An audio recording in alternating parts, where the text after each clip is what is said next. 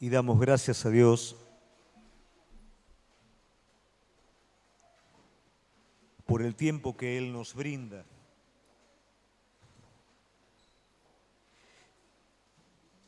En esta noche me gustaría hablar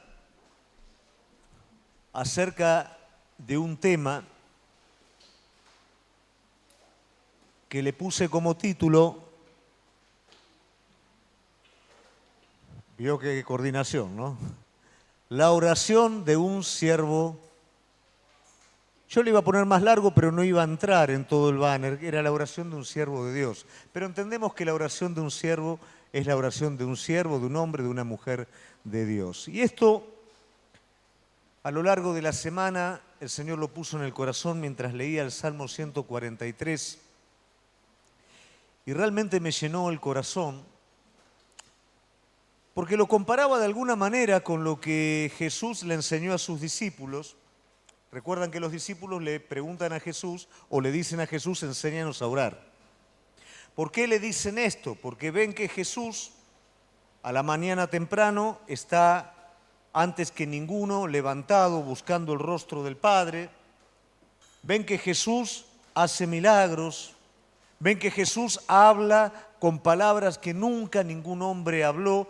Y todo eso cautiva el corazón de ellos. Entonces ellos relacionan lo que Jesús hace ministerialmente y lo que Jesús hace en su vida particular. Cada vez que ellos se levantaban, Él ya estaba orando. No importaba a la hora que Él terminaba de ministrar, que terminaba con la necesidad de las personas, al otro día temprano Él ya estaba buscando el rostro de Dios. Entonces los discípulos justamente le preguntan o le dicen, enséñanos a orar. Y descubro en el Salmo 143 algo parecido a lo que el Señor les enseña un modelo. Pero en el Salmo 143 veo un modelo en el que un hombre de Dios, un siervo de Dios, está orando y orando de una manera distinta que cualquier hombre, orando según la voluntad de Dios. Y un siervo de Dios es alguien que ora según la voluntad de Dios. Ahora la pregunta que yo les quiero hacer, no me deje pagando, por favor, cada vez que yo le digo levante la mano. Si es, levántela, si no es, no la levante, no hay problema. Pero no me deje pagando. ¿Cuántos de los que están acá son siervos de Dios?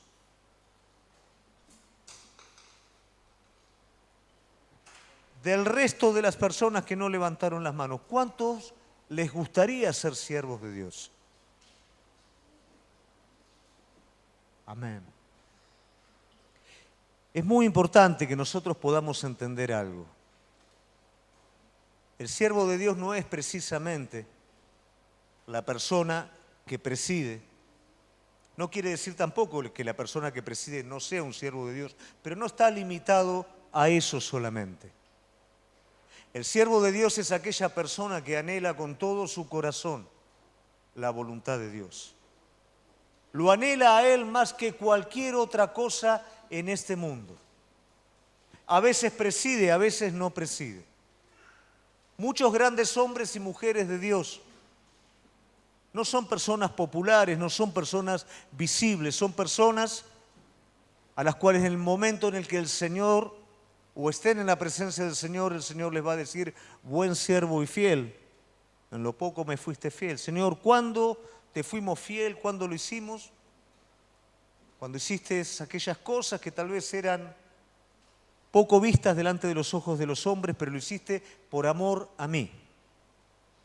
Lo hiciste porque me amabas a mí antes que la recompensa de los hombres. Lo hiciste por mí antes que por vos mismo. Y ese es un siervo de Dios, alguien que anhela con todo su corazón. Y la oración no está separada del siervo de Dios. ¿Por qué razón? Porque si el siervo de Dios es lo que yo te estoy diciendo, es una persona que necesita estar en contacto con el Señor y el medio establecido por Dios para estar en contacto con Él es la oración. Si nosotros comenzamos a mirar la Biblia, algunos leen la Biblia de una manera corrida, desde Génesis hasta Apocalipsis, se van a dar cuenta que cada suceso en el que el Señor hizo algo grande, algo tremendo a través de un hombre de Dios, siempre estuvo presente la oración. Ahora, ¿cuál es la oración que realmente está presente? Es esa oración donde el hombre, el siervo, la sierva que ama a Dios con todo su corazón, busca cuál es la voluntad de Dios y ora según la voluntad de Dios. Y ahí es donde suceden aquellas cosas espectaculares. Y la palabra de Dios, al darnos un registro tan amplio de esto y mostrarnos cómo hombres y mujeres de Dios oraron y la voluntad de Dios se concretó y Dios contestó, nos deja un poquito en Orsay.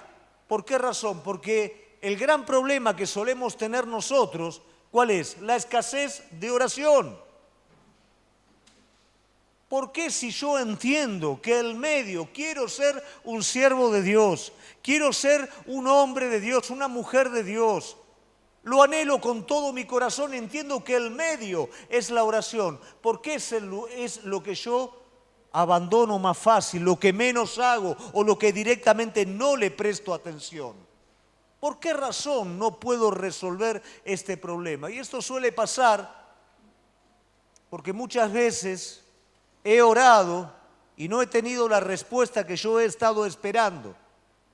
Pero vuelvo a repetir exactamente lo mismo. Un hombre de Dios, una mujer de Dios, si bien tiene necesidades y tiene la posibilidad de pedir a Dios por sus necesidades, lo que busca primordialmente es la voluntad de Dios a partir de la oración. Pone a Dios primero antes que a sí mismo.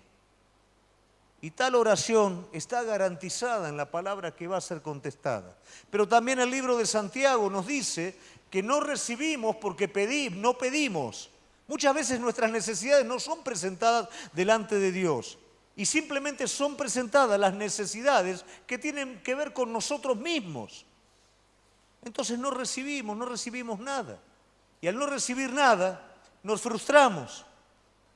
Y al frustrarnos, no recurrimos a la oración. Y teniendo la posibilidad de recibir todo lo que Dios tiene, nos hacemos pobres en este aspecto. Pero un hombre de Dios tiene la característica, una mujer de Dios, un siervo, una sierva de Dios, tiene la característica de echar mano a este recurso divino para que todo lo que Dios tiene para su vida, él lo pueda obtener. Ahora bien, leyendo este salmo,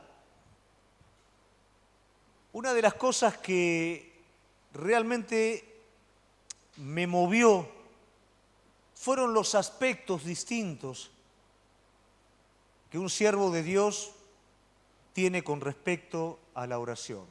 El primero de ellos es que para el hombre de Dios, para el siervo, para la sierva de Dios, la oración es algo imprescindible. La oración no es una opción, no es algo que cada tanto hago, es algo imprescindible. ¿Por qué? Porque el siervo de Dios, como dije anteriormente, tiene un motivo muy profundo. Ese motivo profundo es el todo de Dios sobre su vida. Él no quiere la plenitud en otras cosas secundarias. Él quiere la plenitud en lo primario, que es en su relación con Dios. Y esto tiene también un fin, y es que Dios te creó a vos y me creó a mí para ser completos a través de una relación con Él. De esa manera fuimos creados. Cada vez que participamos de Él a través de la oración, cada vez que Él contesta, cada vez que Él nos habla, no existe nada en este mundo que nos pueda llenar de la misma manera, porque fuimos diseñados para eso. Entonces, cuando Santiago dice no recibimos porque no pedimos, no está hablando de cosas, está hablando de lo más profundo de nuestro ser. No pedimos que la profundidad de nuestro ser sea saciada de parte de Él. A veces buscamos que sea saciada de otras cosas y de otras necesidades secundarias, pero no de Él. ¿Cuántas veces, cuál fue la última vez que fuiste a la presencia de Dios a pedirle sus aguas vivas, a pedirle su espíritu, a pedirle, Señor, tengo un montón de problemas, pero lo que yo necesito es de vos, yo necesito tu presencia, yo necesito que vos estés a mi lado, yo necesito sentirte a ti? ¿Cuántas veces expresamos en la oración este anhelo? Muchas veces es simple y llana nuestra oración: dame esto, dame lo otro, Señor, necesito esto, necesito lo otro. Y vemos que no pasa nada, nos desanimamos y tratamos de alcanzar lo que le pedimos a Dios con nuestras propias fuerzas. Pero el siervo de Dios se sacía con la presencia misma de Dios. El siervo de Dios se sacía con todo lo que su espíritu tiene para él. Y él sabe que el medio para esta saciedad no es ni más ni menos que la oración. El primer hombre fue creado para participar de esta relación y participaba libremente. Pero el pecado separó al hombre del Señor. Y esta relación se cortó. ¿Por qué? Porque el pecado obstruye la relación con Dios. También eso es lo que suele ocurrir en nuestras vidas. El pecado muchas veces está presente en nosotros. A veces nos hemos acostumbrado a caminar con el pecado, entonces no le prestamos atención. Y vamos a la presencia de Dios, pero ese obstáculo está en medio. Y por supuesto no va a haber una respuesta hasta que ese obstáculo no se corra. De hecho, la respuesta de Dios a la oración, ¿cuál va a ser? Corre eso del medio primero. Sácalo para que yo pueda darte todo el resto, para que yo pueda contestarte. Pero no lo hacemos y la respuesta no viene. Pero el Señor entendía que el hombre tenía que seguir relacionándose con Él. Por eso, el obstáculo tuvo que ser removido por medio de un sacrificio.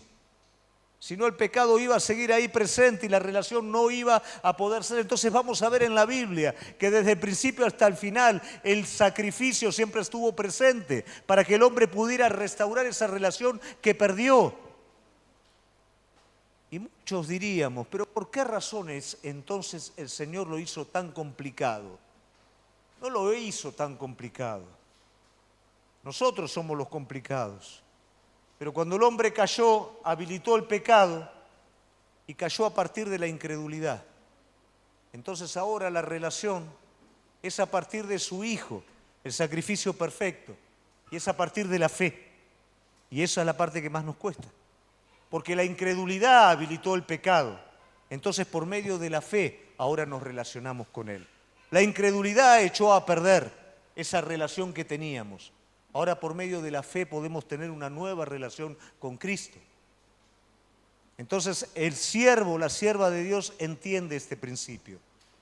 Por eso entiende que la relación, la oración, es algo esencial en su vida. A veces queremos ser siervos de Dios, queremos tener el carácter de un siervo, pero no tenemos la parte más importante, que es la que nos hace siervos de Dios, que es nuestra relación con Él. Siervo no es lo que nosotros entendemos por siervo. Siervos es amigo. Siervo es alguien que se deleita en lo que el Padre se deleita. Y por medio de la oración nosotros podemos tener ese acceso. Todo siervo, toda sierva de Dios entiende que la oración en su vida es algo imprescindible. Ahora bien, la oración de un siervo de Dios tiene un contenido. Y sobre eso yo quiero extenderme hoy un poquito, poderlo hacer de una manera expositiva, porque cuando vos ves el Salmo 143, hay tanto contenido en la oración y tanto para aprender de nosotros sobre la oración de este siervo de Dios, que preferí poderlo exponer de esta manera para que nos pueda quedar claro a cada uno de nosotros y para que podamos hacer de la oración nosotros también algo imprescindible. Vamos a ver entonces el contenido de la oración de un siervo de Dios. Entonces, en el Salmo 143, vamos a ver primero el versículo 1 al 3 y vamos a ver cómo David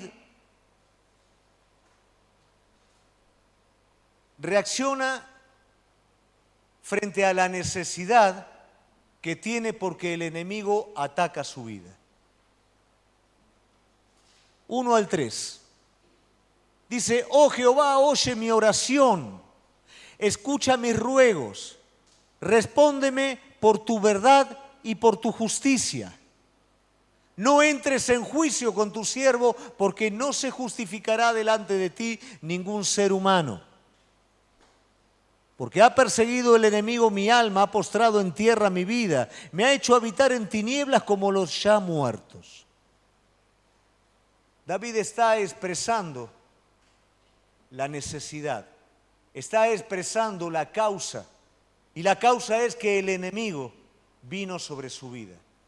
Mire, David era un hombre de Dios, conforme al corazón de Dios, pero tenía todos los enemigos que usted se puede imaginar. Muchos enemigos eran enemigos por el propósito de Dios, otros enemigos se hicieron por consecuencia de los errores de David, y el peor enemigo que tenía David estaba dentro del mismo, que era su propia naturaleza. No se sabe específicamente cuál era el enemigo que le estaba trayendo a David esta angustia, pero sí el enemigo estaba atacando su vida y él estaba en una condición bastante pobre. Pero no estaba pobre su espíritu. Cuando el enemigo viene y ataca nuestra vida en su diversidad de maneras que tiene, muchas veces por no pelear desde el lugar correcto, padecemos angustia, padecemos depresión espiritual, padecemos incredulidad y todo eso, y eso pega en lo más profundo de nuestro ser. No es tanto la angustia de lo de afuera, es lo que ocurre adentro nuestro. Pero acá David está haciendo algo. Vamos de nuevo al número 1. Oh Jehová, oye mi oración, escucha mis ruegos.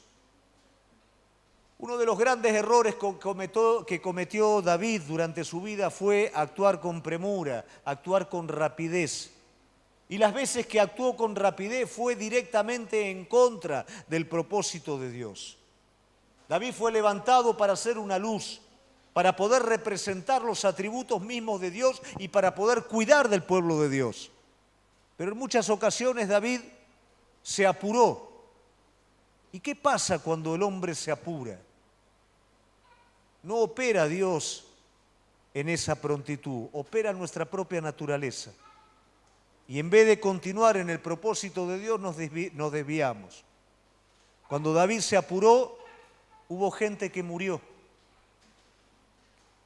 Él quería traer el arca de manera urgente al pueblo. Y en su vanagloria él hizo un carro semejante al de los filisteos. Y lamentablemente una persona murió.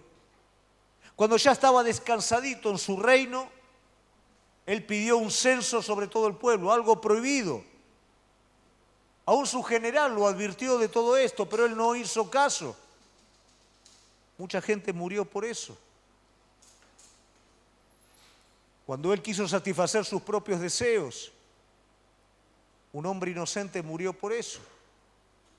Y cosas como esta David hizo en su premura. ¿Cuántas veces nosotros en nuestra premura nos desprendemos de la mano de Dios, actuamos de manera pronta y muere gente? No muere físicamente, pero afectamos personas. Afectamos a nuestros hijos, afectamos a nuestra esposa, a nuestro esposo, a quienes nos rodean. Afectamos la imagen de Cristo en nuestra vida. Pero David ya había pasado por esto. Y él dice otra vez no. David ahora es un hombre que aprende a esperar en la presencia de Dios. No actúa contra el enemigo, sino dice, Señor, oye mis ruegos. Señor, escúchame. Señor, estoy padeciendo. No actúo con mi brazo de carne. Estoy buscándote a ti. ¿Y qué es lo que busco de ti? Que me contestes en tu verdad y en tu justicia. David también aprendió lo mentiroso que era su propio corazón y lo injusto que él era. Cuando David fue desnudado de su pecado, ejerció su justicia. Maten a ese hombre que fue tan cruel. Y el profeta le dice, tú eres este hombre. Él se dio cuenta que la vara con la que medía a otros no era con la que se medía a sí mismo.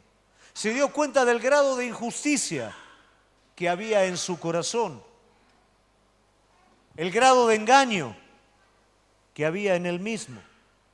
Entonces ahora él espera, no actúa a la fuerza.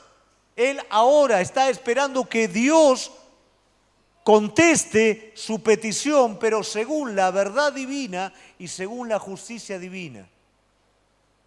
No según lo que él creía y según su propia justicia. Dice la palabra de Dios que nuestra justicia es como trapo de inmundicia. ¿Cuántas veces juzgamos a las personas? Y lo juzgamos en cosas que nosotros hacemos igual o peor. ¿Cuántas veces somos defensores de la verdad, pero somos los primeros mentirosos con nosotros mismos? David lo entendió esto. David dice, ahora yo no me apuro, Señor, hacelo vos. Y no solamente lo haces vos, hacelo según tu verdad y según tu justicia, no según mi justicia y mi verdad. Y después David cierra esto, diciendo, porque ningún hombre, Señor, se va a justificar delante de ti. Diciendo, Señor, si yo me paro delante de tu presencia, no tengo con qué. Por eso te necesito a vos. Mire el contenido con el que empieza la oración de un siervo de Dios. Qué diferente es al yo. Acá no hay lugar para el yo. Acá todo es Él. Un siervo de Dios que aprende de sus errores y que ahora espera en el Señor y que ahora le pide al Señor que no conteste según la verdad y la justicia de Él, sino según la verdad y la justicia divina. Un hombre que antes tal vez sentía que tenía un montón de argumentos para ponerse delante de Dios, pero ahora dice, Señor, yo no me puedo poner adelante tuyo. De hecho, ninguna persona se puede justificar a sí misma delante de vos.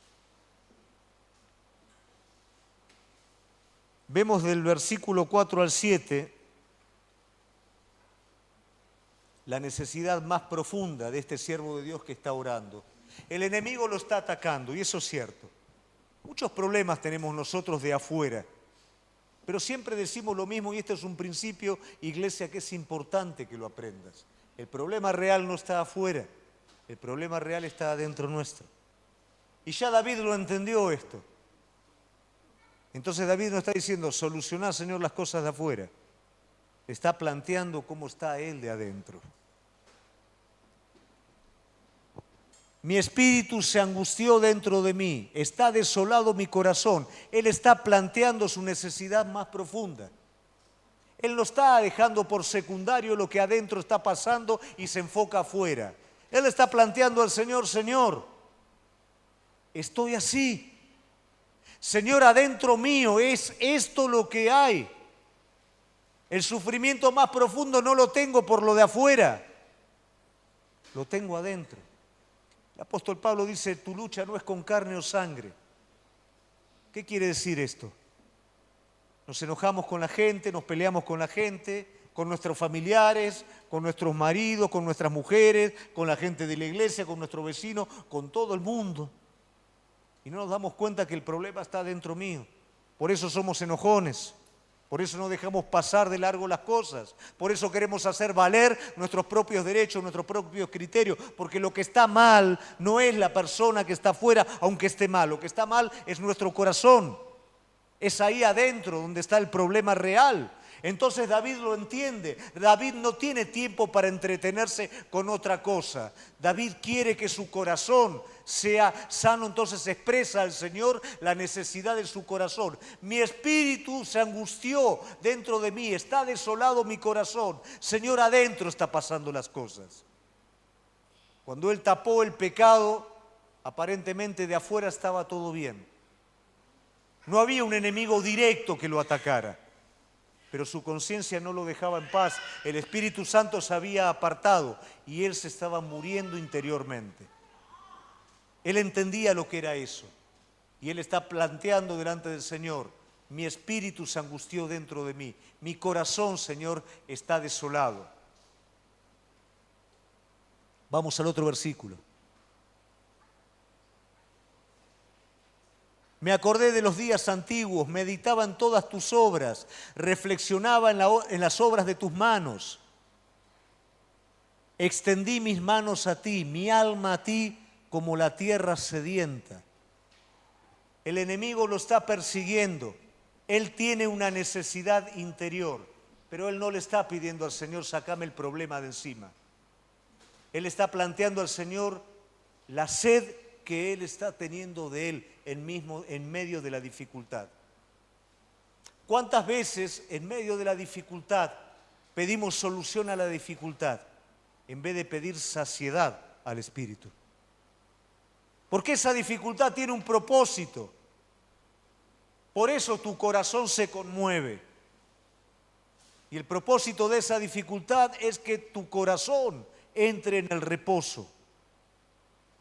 Que Dios sea saciándote primero de adentro, para que luego después de afuera las cosas se solucionen. Acá David le está diciendo, es cierto, el enemigo está, estoy angustiado. En medio de todo esto tengo sed de ti, Señor. No sed de que algo lindo venga sobre mi vida. Tengo sed de que tu presencia se manifieste en medio de esta necesidad en mi vida, de que me hables a lo profundo de mi corazón, de poder seguir teniendo tu revelación, aunque la barca se siga moviendo, como pasa con Pablo, aunque vaya a naufragar la barca, pero que tu presencia me diga, yo estoy contigo. Eso es lo que le está pidiendo David. Mire la oración de un siervo, mire el contenido de esta oración. No es, Señor, solucioname rápido los problemas. Señor, haz tu voluntad en medio de esta dificultad.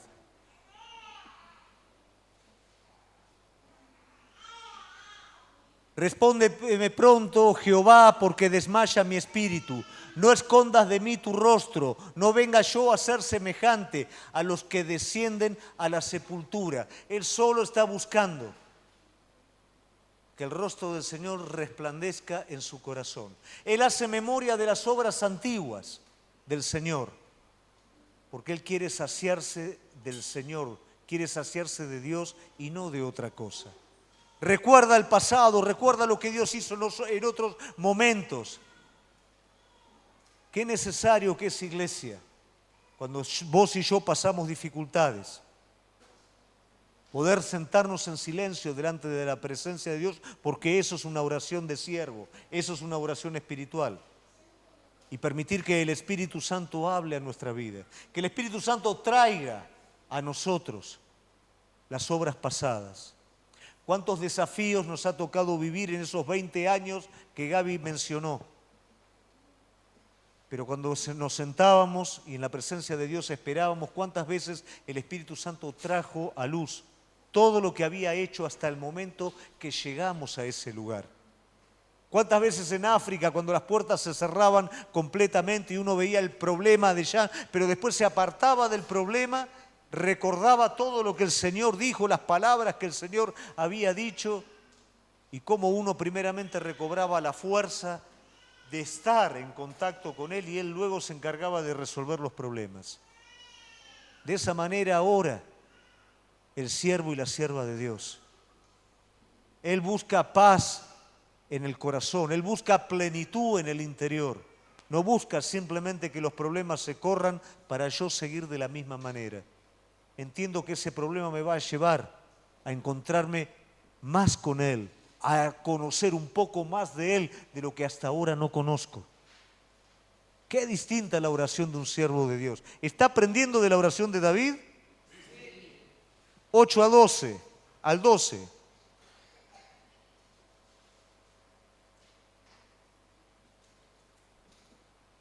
Él está pidiendo aquí al Señor que sobre esta dificultad Él pueda tener una salida divina. No la salida práctica que queremos nosotros. Señor, hace que este problema desaparezca. No, Él está pidiendo acá otra cosa. Sí, 8. Hazme oír por la mañana tu misericordia, porque en ti he confiado. Hazme saber el camino por donde ande, porque a ti elevo mi alma. Líbrame de mis enemigos, oh Jehová, en ti me refugio. Enséñame a hacer tu voluntad, porque tú eres mi Dios. Tu buen espíritu me guíe a tierra de rectitud. Por tu nombre, oh Jehová, me vivificarás, Por tu justicia sacarás mi alma de la angustia. Él comienza a ver una salida divina. Y esa salida divina tiene que ver directamente con Él. Vos me vas a vivificar. Tu buen espíritu me va a estar enseñando el camino. Guíame por sendas de rectitud. Él entiende que la salida está directamente con Dios. Pero si yo no abro mi corazón, si yo no presento mi necesidad para que Él venga a mi vida, yo no voy a caminar sus caminos. Yo no me voy a dejar guiar por su Espíritu Santo. Voy a seguir pensando que con la fuerza de mi brazo me puedo liberar de ese problema. Por eso la oración se hace aburrida. Por eso nos frustramos en la oración. Porque presentamos una cosa al Señor con nuestra boca e inmediatamente con nuestras fuerzas queremos lograr la solución. Por favor, aprendamos, iglesia, cuando querés solucionar tus problemas con la fuerza de la carne, vas a crear un Ismael que se va a convertir en el enemigo número 1 de la promesa de Dios para tu vida. Lo vemos hoy en las noticias, lo vemos hoy en los sucesos mundiales, lo que está aconteciendo. Cuando creamos un Ismael con nuestra propia fuerza, va a pelear el resto de la vida contra la promesa que Dios quiere darte a vos. No nos apuremos a meter carne por brazo. Tenemos este elemento, tenemos este recurso que es la oración para poder hablar con Él, para poder escucharlo, para poder decirle, Señor, me refugio en tus misericordias. Señor, tu buen espíritu me guíe. Mire todo lo que tenemos, iglesia. Pero a veces nos es más fácil hacerlo equivocado. Y por lo equivocado pagamos consecuencias. Y no tiene sentido. Oramos mal, pedimos mal. Pero qué distinto pide un siervo de Dios. Pide conforme a la voluntad de Dios. Le dice a Dios, Señor, que tu voluntad sea hecha, aquí en la tierra como en el cielo. Y no que mi voluntad sea hecha aquí. La petición de un siervo, de una sierva, es la voluntad de Dios sobre su vida. Y finalmente, del 11 al 12, ¿qué hace David? Reconoce al enemigo, reconoce la angustia de su corazón, pide que Dios esté obrando en su profundidad. Le está pidiendo una salida, pero una salida no según hombre, sino según Dios. Tu espíritu, Señor, enséñame tus caminos. Pero eso es lo lindo que tiene David, que en medio de la angustia, cuando hace todo el recorrido, luego se levanta en fe. Y en fe anticipa la liberación. Por tu nombre, oh Jehová, me vivificarás. Por tu justicia sacarás mi alma de la angustia. No por mi brazo, no por mi justicia, no por mis fuerzas, sino que, Señor, yo sé que vos lo vas a hacer. ¿Viste cuando cantamos? No sé cómo lo vas a hacer, pero tú lo harás. Bueno, David está diciendo algo parecido. No lo vas a hacer, Señor, con mi justicia, no lo vas a hacer con mis fuerzas, pero sé que en medio de esta angustia y en medio de esta necesidad, Él ya lo está confesando de antemano. Tú lo harás. ¿Cuántas veces confesamos un montón de cosas menos la victoria de Dios en nuestra vida, en lo que hoy estamos viviendo? Qué fácil es confesar derrota, qué fácil es confesar que todo está mal y qué difícil que es confesar según el carácter y las promesas de Dios. Dios va a cumplir su propósito en mi vida y aunque todo me sea contrario, yo sé que el Señor tiene la victoria completa y que el propósito de Dios nada ni nadie lo va a estorbar sobre mi vida. David lo está confesando. Y por tu misericordia disiparás a mis enemigos, destruirás a todos los adversarios de mi alma, porque yo soy tu siervo. Y ahí está. Señor, esto soy yo. Vos vas a hacer todo esto, porque yo te anhelo a vos con todo mi corazón, más que cualquier otra cosa. No soy tu siervo por título. No soy tu siervo porque ahora me pusiste como rey. Siempre fui tu siervo. cuando cuidaba las ovejas, del lobo, del oso, cuando nadie me conocía, que solamente tenía que rendirle cuentas a mi Padre, ahí era tu siervo. Ahí te pedía a vos que me diera fuerza para pelear con esas bestias y yo les podía ganar. Lo hice delante de Goliat, lo hice siempre porque tú estuviste conmigo, porque yo soy tu siervo. Y vos sos más que siervo, vos sos hijo de Dios. Pero es importante que cada uno de nosotros podamos entender el carácter del siervo. Porque con el carácter del siervo es con el que yo me presento delante de Dios y oro. Yo no puedo hacer esta oración si no soy un siervo de Dios.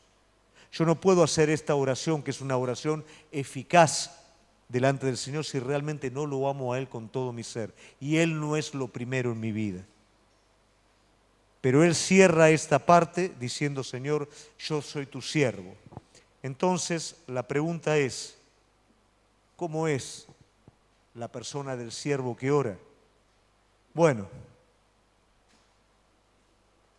en esta persona, en este siervo, su corazón está inclinado a Dios sobre todo, ¿por qué?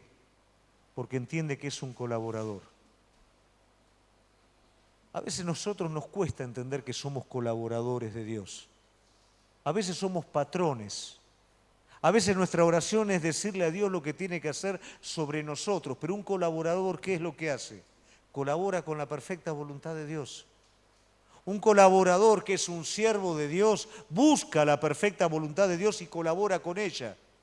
No lo quiere traer a Dios a su propia voluntad. Y acá no estoy hablando de pecador, acá estoy hablando muchas veces de la iglesia misma, de personas que quieren hacer la suya para Dios, que lo quieren hacer a su manera, que quieren imponerle a Él sus propias ideas, sus propios criterios y su propio deseo. La persona que quiere servir a Dios con sus deseos propios no es un siervo de Dios. Está queriendo hacer a través de la obra de Dios lo mismo que haría en el mundo, satisfacerse a sí mismo. El siervo solamente se conforma con satisfacer el corazón de Dios, porque sabe que en eso está su satisfacción. Su corazón está empeñado completamente en Él. Por eso su oración no puede ir para otro lado. Si usted quiere conocer cuál es la calidad de su vida espiritual, escúchese usted cuando ora. Escuche qué cosas le pide al Señor. Escuche cómo habla con el Señor. Y eso le va a decir usted. Escuche o mida cuánto tiempo está en la presencia de Dios. Pero no por un asunto de cantidad. Analice la cualidad de su oración. Porque eso nos va a mostrar realmente cómo estamos espiritualmente. Y si no estamos orando directamente, estamos mal. Muy mal. Pero no le digo que usted tiene que hacer un deber. Lo que le estoy diciendo es que usted no está usando el recurso que Dios le dio para alcanzar lo que Dios tiene para su vida. Un siervo de Dios es bien consciente de ese recurso y lo usa.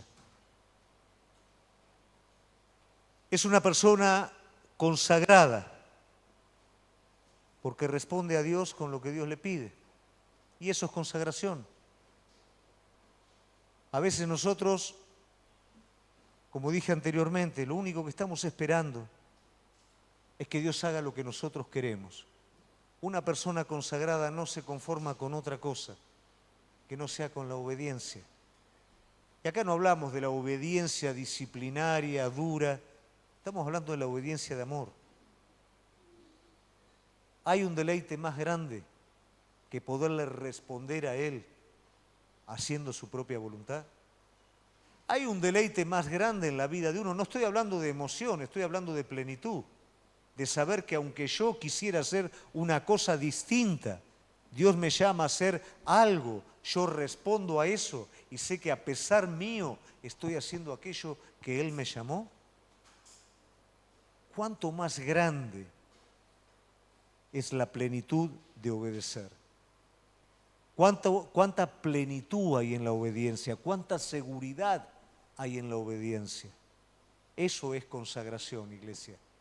Eso es cuando decido no vivir a medias, no vivir con cosas mías y con cosas de Él, sino cuando todo aquello que sea un obstáculo en mi obediencia a Él es puesto delante del altar para responder completamente a lo que Él me está pidiendo.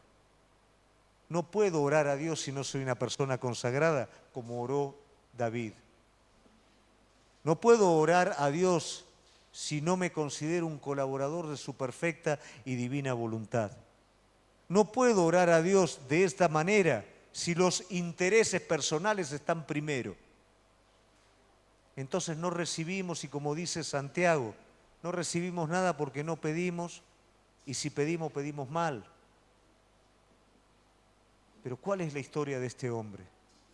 La historia de un legado, la historia de un corazón conforme al de Dios, la historia de alguien que prevaleció frente a todos sus enemigos, la historia de alguien que todavía se está hablando de él, la historia de alguien que es un ejemplo, de la cual el Señor dice: David, mi siervo. ¿Cuántos quieren que el Señor diga: Mica, Hernán, Verónica, Maxi, mis siervos? Yo quiero que Él diga eso. Yo quiero ser su amigo.